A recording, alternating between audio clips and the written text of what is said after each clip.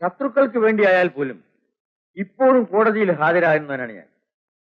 ആയുധത്തോടെ പിടികൂടിയ കൊലപ്പുള്ളിയെ കൂട്ടിൽ കയറ്റി നിർത്തി അവൻ നിരപരാധിയാണെന്ന് തെളിയിക്കുന്നത് എനിക്കൊരു ലഹരിയാണ്. ഒരു അഡ്വക്കേറ്റ് എന്ന നിലയിൽ അതെനിക്കൊരു പ്രസ്റ്റീജുമാണല്ലോ. തീർച്ചയായും.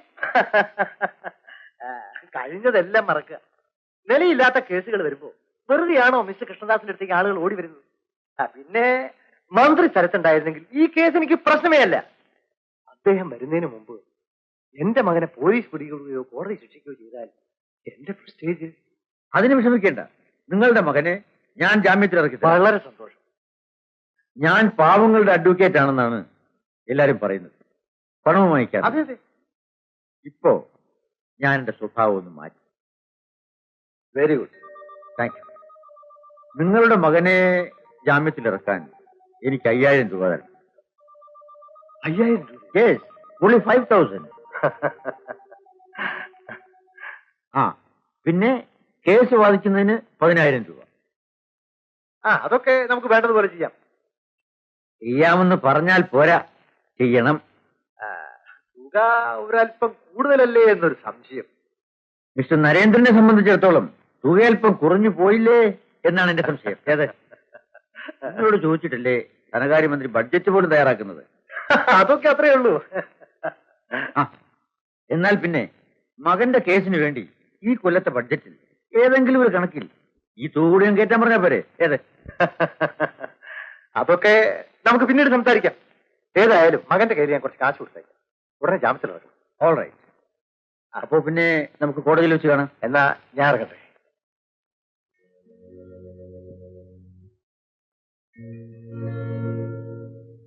യുവർ ഓണർ, രേഖാമൂലമായിട്ടല്ലെങ്കിലും പരാതിക്കാരിയായ പെൺകുട്ടി സ്ത്രീ സഹജമായ ഹാവഭാവാദികളോടെ പ്രതിയെ വീട്ടിലേക്ക് ക്ഷണിച്ചു. പ്രതിയും നമ്മപ്പോലൊരു മനുഷ്യനാണല്ലോ. ഒരു ദുർബല നിമിഷത്തിൽ അയാൾ അതിന് വഴങ്ങി. വീട്ടിൽ ചെന്ന പ്രതിയെ സസന്തോഷം അവൾ സ്വീകരിച്ചു. പക്ഷേ 4 പേര് അറിയുമെന്ന് വന്നപ്പോൾ സ്വയം രക്ഷയ്ക്ക് വേണ്ടി വിളിച്ചുകൂടി ബഹളമുണ്ടാക്കി. ഇതാണ് അവിടെ നടന്നത്. ആ പരിസ്ഥിതിയിൽ ആരും അത് ചെയ്തു പോകും, ഞാൻ കുറ്റപ്പെടുത്തുകയല്ല. ഏത് പ്രതി ആൾ ഓടിക്കൂടുന്നത് കണ്ടപ്പോൾ വീട്ടിൽ നിന്ന് ഇറങ്ങി ഓടി. യഥാർത്ഥത്തിൽ അവിടെ സംഭവിച്ചത് ഇതായിരുന്നു. ബലാത്സംഗം ചെയ്യുന്നതോ ചെയ്യാൻ ശ്രമിക്കുന്നതോ കണ്ട സാക്ഷികൾ ആരും തന്നെയില്ല. ഇവിടെ വിസ്തരിച്ച സാക്ഷികളെല്ലാം കണ്ടത് പ്രതി പരാതിക്കാരിയുടെ വീട്ടിൽ നിന്ന് പുറത്തു വരുന്നത് മാത്രമാണ്. യോറാണ്, ദൃക്സാക്ഷി വിവരണത്താലോ സാഹചര്യ തെളിവുകളാലോ പ്രതി കുറ്റക്കാരനാണെന്ന് സ്ഥാപിച്ചിട്ടില്ലാത്തതുകൊണ്ട് പ്രതിയെ നിരുപാധികം വിട്ടയക്കണമെന്ന് ഞാൻ ബഹുമാനപ്പെട്ട കോടതിയോട് അപേക്ഷിച്ചുള്ളൂ.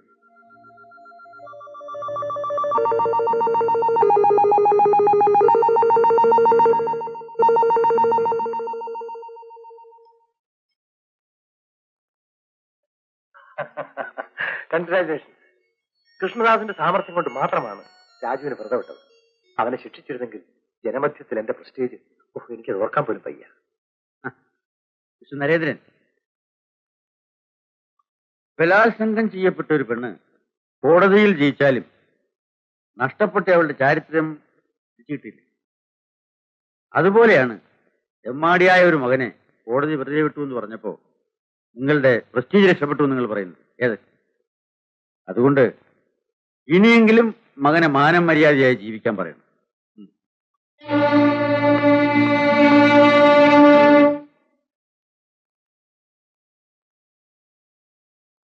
വേണു, ഞാൻ തിരിച്ചു വരില്ലെന്ന് വിചാരിച്ചു അല്ലേ? ഇനി നിന്റെ സൊള്ളലൊന്നും നടക്കില്ല കേട്ടാ. രാജു, താൻ എന്തിനാ എന്നോട് അനാവശ്യമായി വഴക്കിടുന്നത്? ഞാൻ തനിക്ക് എന്ത് ദ്രോഹം ചെയ്തു? നീ എനിക്കെതിരെ കള്ളമൊഴി കൊടുത്തില്ലേ? ഞാൻ കള്ളം പറയാറില്ല. ഓ, ഒരു ഹരിചന്ദ്രൻ. ഇനി നീ എനിക്കെതിരെ നീങ്ങിയാൽ അത് നിന്റെ അവസാനമായിരിക്കും. ഓക്കെ രാജു, ഇത് ഞങ്ങളുടെ റൂമാണ്. തനിക്ക് ഇവിടെ കടന്നു തരേണ്ട യാതൊരു കാര്യവുമില്ല. അപ്പോ നിങ്ങൾ എല്ലാവരും കൂടി ചേർന്ന് തന്നെ എതിർക്കുകയായിരിക്കും അല്ലേ? ഞങ്ങൾക്ക് തന്നോട് യാതൊരു എതിർപ്പുമില്ല. താൻ നരേന്ദ്ര മുതലാളിയുടെ മകനും കൂടെ ആയ സ്ഥിതിക്ക് രാജു, രാജു പോകും. വെറുതെ കാര്യങ്ങൾ പ്രശ്നമാക്കി തീർക്കരുത് പ്ലീസ്.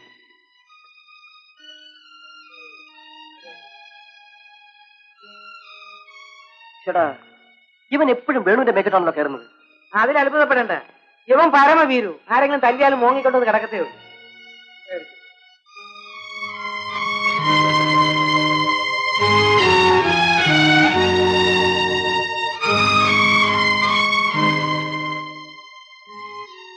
വേണു, നീ ഇങ്ങനെ ആലോചിച്ചോണ്ടിരുന്നാലൊന്നും കാര്യം നടക്കത്തില്ല. ഈ പ്രേമം എന്ന് പറഞ്ഞാൽ ഒരു യുദ്ധം പോലെയാ.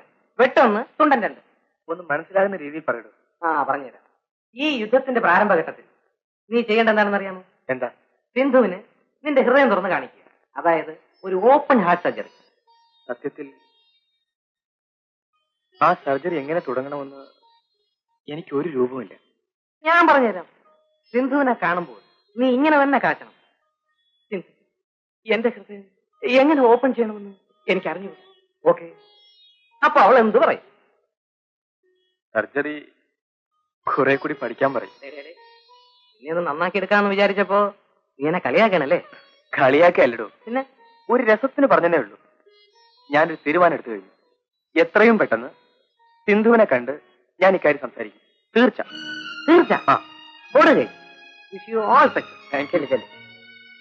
പിന്നെ ഞാൻ പറഞ്ഞാലേ അതേമാതിരി തന്നെ ചെന്ന് പറഞ്ഞേക്കണേ. റൈറ്റോ?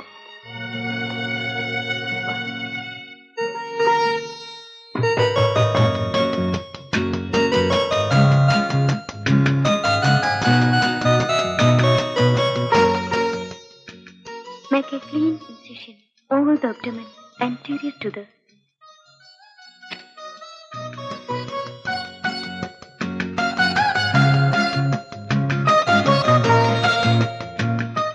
എന്താ വേണു ശ്രദ്ധിക്കുന്നില്ലേ? ഉണ്ടല്ലോ. അല്ല, വേണുവിന് എന്തോ വിഷമമുണ്ട്. അത് ഞാൻ സർജറി വളരെ വിഷമം പിടിച്ച സബ്ജക്റ്റാണ്. ഡിസെക്ഷൻ നല്ലപോലെ പഠിച്ചു ചെയ്യണം. എങ്കിൽ സർജറി എളുപ്പമാവും. സിന്ധു, ശരീരം നമുക്ക് അറുത്ത് മുറിച്ച് പരിശോധിക്കാം. പക്ഷേ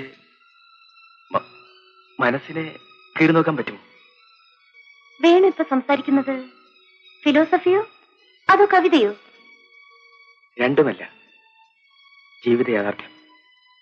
ഇന്ന് കൂട്ടുകാരോടൊപ്പം ശകലം കഴിച്ചോ? എന്താ സിന്ധു ഇത്? സിന്ധുവിന് എന്നെ പറ്റിയുള്ള ധാരണ ഇതാണോ? പിന്നെ ഞാൻ എത്ര നേരമായി ഇങ്ങനെ വായിക്കുന്നു. വേണു ശ്രദ്ധിക്കായിരുന്ന? എന്റെ മനസ്സ് അസ്വസ്ഥമാണ്, അതുകൊണ്ടാണ്. ഓൾറൈറ്റ്, എങ്കിൽ പഠിപ്പ് നമുക്ക് നാളെ തുടരാം.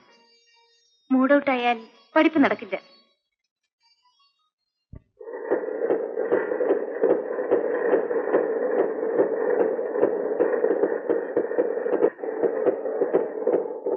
എന്താ രണ്ടുപേരും കൂടി?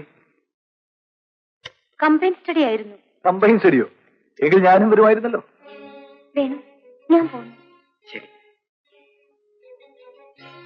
ഞാൻ വന്നപ്പോ നീ അവളെ പറഞ്ഞയച്ചു അല്ലേ? ഞാൻ പറഞ്ഞയച്ചതല്ല, സിന്ധു പോയതാണ്. ഓ സിന്ധു, നിന്റെ പറച്ചിൽ കേട്ടാ ആ പോയവളെ നിന്റെ ഭാര്യയാണെന്ന്. അനാവശ്യം പറയരുത്. ഓ പറഞ്ഞാൽ താനും ചെയ്യും. നിന്നോടാ ചോദിച്ചത്? പേഴ്സണൽ കാര്യങ്ങൾ ഇടപെടരുത്. പേഴ്സണലോ? പോടാ അവിടുന്ന്. രാജു,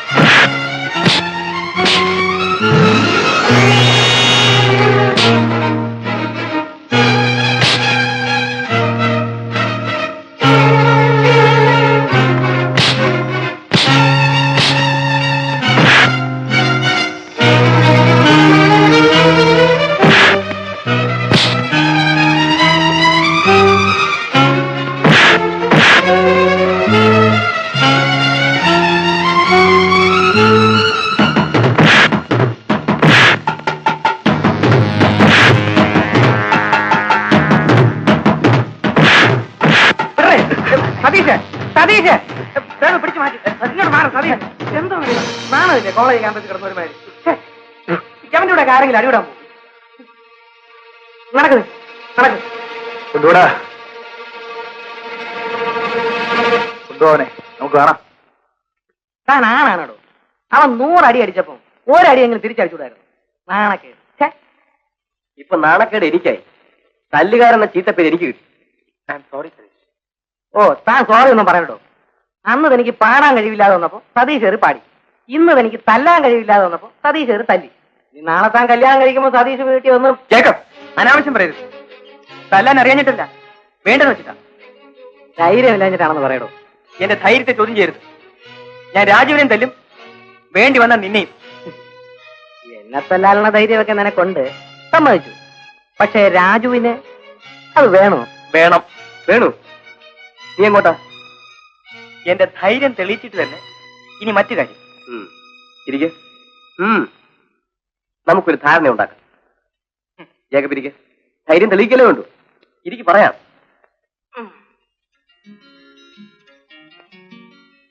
നമുക്കിവന്റെ ധൈര്യം തെളിയിക്കാൻ ഒരു കാര്യം ചെയ്യും. ശ്രദ്ധിച്ച് കേൾക്കണം. നമുക്കൊരു പന്തയം വെക്കാം. പന്തയത്തുക 500 രൂപ. എന്റെ ഈ മോതിരം മോർച്ചറിയിലുള്ള ശവത്തിൽ ആരും അറിയാതെ നമുക്ക് കൊണ്ടിടാം. രാത്രി 12 മണിക്ക് തനിച്ച് എന്ന് ആ ശവത്തിന്റെ കയ്യിൽ നിന്നും ഈ മോതിരം ഊരണം. ഓക്കെ? എന്നെ കൊണ്ട് വയ്യേ, എനിക്ക് അതിനുള്ള ധൈര്യമൊന്നുമില്ല. എന്താ വേണു? ഞാൻ തയ്യാർ. തീർച്ചയാണ്.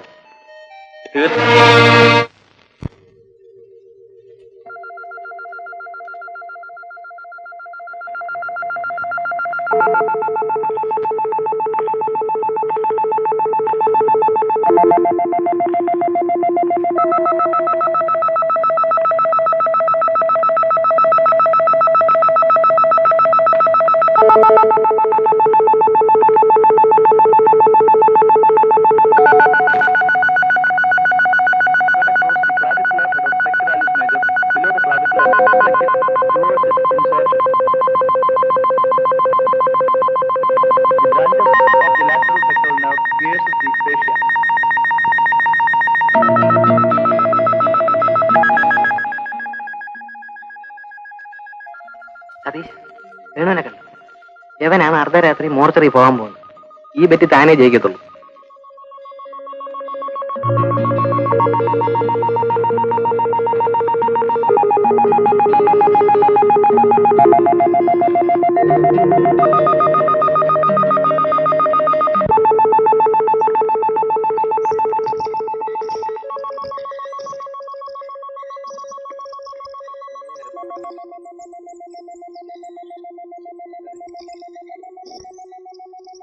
എന്താ രാഘവ, ഇന്ന് വളരെ ബിസിയാണല്ലോ.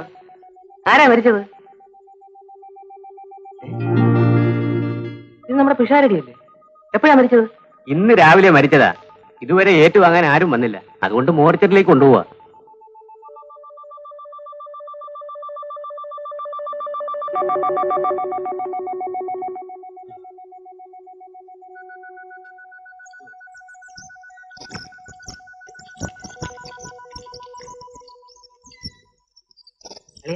എനിക്കൊരു ഐഡിയ. എന്താണ്? നമ്മുടെ വൈകുന്നേരത്തെ മോതിര പന്തയത്തിന് ഈ പിഷാരിയുടെ ഡെഡ് ബോഡി യൂസ് ചെയ്താലോ? കൊള്ളാമല്ലോടാ നിന്റെ ഐഡിയ. എന്താ വേണു?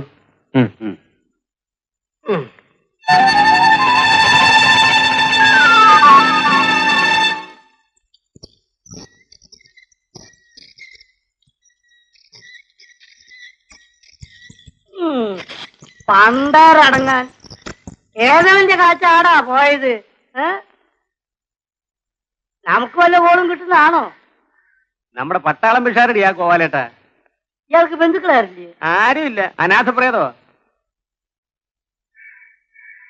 ചത്ത് കഴിഞ്ഞാണെങ്കിലും ഇവനെ കൊണ്ട് വല്ല ഉപകാരം ഉണ്ടാവും വിചാരിച്ചതാ.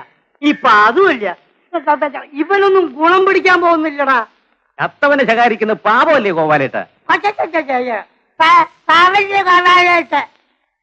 എടാ, നിനക്കും സഹിക്കുന്നില്ലല്ലേ? എടാ, ഇയാളൊക്കെ ജീവനോട് കൂടി ഇരിക്കുമ്പേ നീയൊക്കെ ശരിക്കും പിടിങ്ങല്ലേ? എനിക്കാണെങ്കിൽ ആരെങ്കിലും ഒക്കെ ചത്ത് കിട്ടുമ്പോ വല്ല കിട്ടുള്ളൂ. ഇനിയാളുടെ കയ്യിൽ നിന്ന് അതും നോക്കണ്ട. ഇനി ഇവന്റെ 16 അടിയന്തരം കഴിയുന്നവരെ ഇവൻ ശവമുറിന്റെ അകത്തും പുറത്ത് ഞാൻ കാവലിരിക്കും വേണം. ഗോപാലേട്ടൻ എന്നോട് ഇതൊക്കെ പറഞ്ഞിട്ട് കാര്യമില്ല. കിട്ടേണ്ട പങ്ക് പുള്ളിക്കാരനോട് നേരിട്ട് ചോദിച്ചു മേടിച്ചോ. നീ അങ്ങനെയൊന്നും കളിയാക്കണ്ട. ഇപ്പൊ ഒരു കുപ്പി പട്ടച്ചാരായം കൊണ്ടുവന്ന് അതുകൊണ്ട് ഇയാൾക്ക് ഇനിയും കൊടുത്താ ഇയാൾ ഇപ്പൊ ഇവിടുന്ന് ചാടിയിരുന്നു. എന്നാൽ അത് എന്നെ ഒന്ന് പ്രയോഗിച്ച് നോക്ക്. അതിന് കാശ് വേണ്ടടോ. കിടക്കുന്ന കിടപ്പ് കണ്ടില്ലേ? എന്റെ പൊന്നളിയ, ഇയാളും പേരില്ലെങ്കിൽ എന്തിനാ ഈ ആശുപത്രിയിലേക്ക് കയറി വരുന്നത്? ഇവനോട് കൂടെ ഇരുന്നപ്പോ എന്തെല്ലാം പരാക്രമങ്ങൾ കാണിച്ച ആളാണ്. ഇപ്പോഴ വീണിതല്ലോ കിടക്കുന്നു സ്ട്രെച്ചറിൽ, ഓണകം പോലും കൊണ്ടുപോയിടാതെ. ശിവ ആ പേടി പേടി. രാഘവ, അവിടെ ഒരു ഓപ്പറേഷൻ കഴിഞ്ഞിട്ട് ഒരു പാർട്ടി കിടക്കുന്നുണ്ട്. വലിഞ്ഞു വലിഞ്ഞു കളിക്കുക. ജീവൻ ഇപ്പം പോവും. ഇവനൊന്ന് വേഗം അകത്ത് കൊണ്ടുപോയിട്ടിട്ട് നമുക്ക് അത് നോക്കുക. 2 കാശ് അവിടുന്ന് കിട്ടുള്ളൂ. താഴെ വെയ് കേട്ടാ. നീ എന്ത് ചെയ്യ അങ്ങോട്ട്.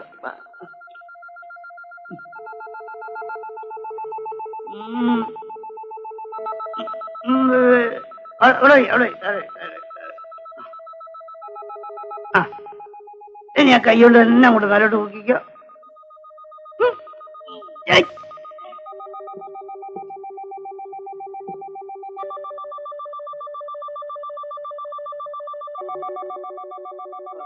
ഇതിനെല്ലാം കൊടുക്കുക. കൈ അങ്ങോട്ട് വെക്കടാ.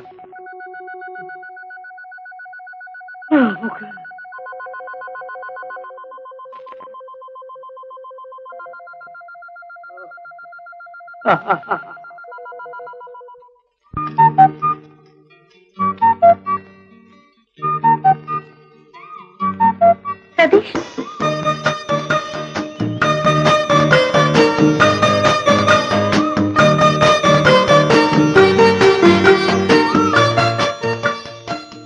എന്താ സിന്ധു?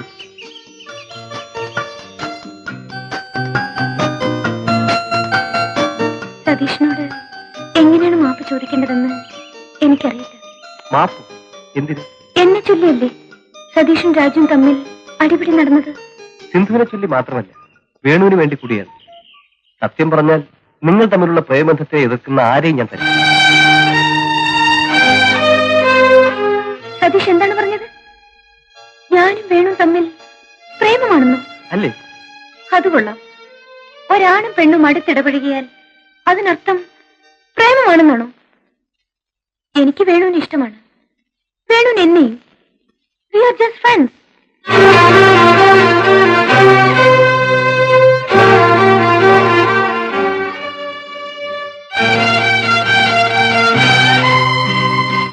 അപ്പോൾ ഞാൻ ധരിച്ചത്, വേണു ധരിച്ചത്